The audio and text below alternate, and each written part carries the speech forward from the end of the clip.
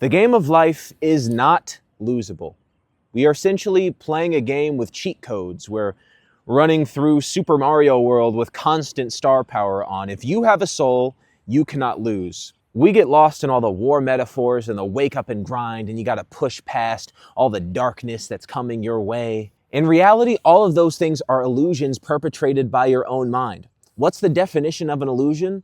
Something that is temporarily erected that is destined to dissipate. The idea that life is a war and that you have to constantly overcome is an illusion perpetrated by your own mind to make you surrender. And it's a really useful illusion because you'll think that you're winning when you make some victories and then you surrender some other ones. Even if that surrender is temporary, your mind is winning because you never actually have to. Think about it. What's the actual end result of all of your fears? We'll ignore like metaphysical stuff right now and reincarnation, and we won't even talk about death, but what is the end result, the actual logical end result of you pushing past your fears? The end result is a panic attack, which is basically a bunch of thoughts that jumble together and get heavier and bigger, and they're still just temporary thoughts. And what happens if you have a panic attack? You just sit there and you observe the panic attack, and eventually it goes away because it's a temporary state of being. It is an illusion. The reason why we think life is something that we have to push and shove our way through and fight is because we have this belief ingrained in us from a very young age that our emotions and our mood need to match our behavior. That means that if we want to accomplish something or we want to do something that's scary or difficult, we think that we need to work our way towards being able to do that in an elevated state or in a place where we're happy or where we're content or where it's not so hard. So the methodology that most people use is they try to control their mood first. They try to make themselves feel better so that they can go out and be social. People try to build up confidence in something before they do it. They take a lot of little steps before they take the big step. And all of that's fine and great, but it all also adds to the illusion that we can't act outside of our emotions. What if you did take the big step?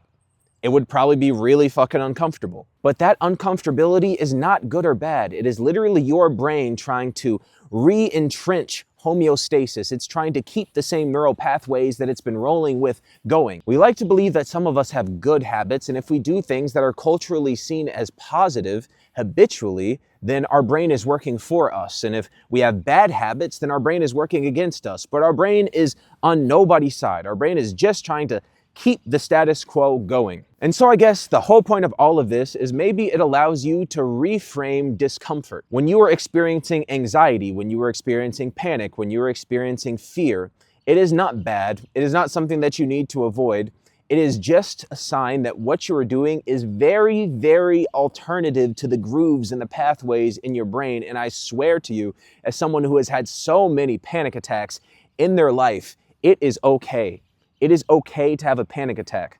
The judgment that you feel other people will give you if you had that panic attack in public, or you had that panic attack around other people, or you felt like a strong desire to reserve, or you had to change who you were in some moment because you felt intense fear. It is okay. It is also okay to vocalize it. Say, I feel terrified doing this, but I'm gonna do it anyway. Because at the end of the day, that is just proof that you are changing. Anytime you're doing something and it is easy, you're not changing. You're not fucking growing.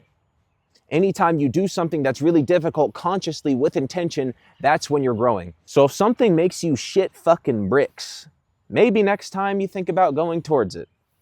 At least I'm gonna try doing that, and I'll tell you how it works out. Remember, you cannot lose. All that can happen is your mind can trick you into surrendering. It can trick you into thinking that you don't have the power, that the discomfort is actually negative and bad and you should run away from it.